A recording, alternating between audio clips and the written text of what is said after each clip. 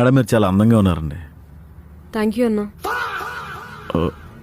Prasad madam. Okay Prasad అన్నా. Only Prasad madam. చాలా simple name అన్నా. మేడం ప్రసాద్ ఈజ్ ఓకే, అన్న ఈజ్ నాట్ ఓకే. ఎందుకు? 6 months బ్యాక్ ఒక అమ్మాయి ఇలాగే అన్నయ్య అని పిలిచి అన్నం లేకుండా చచ్చిపోయింది మేడం. తర్వాత ఆ అమ్మాయి దినానికి మేము వెళ్ళి అన్నం తిని వచ్చామండి. నేను నిజంగానే రాకేష్ పంపించాడా?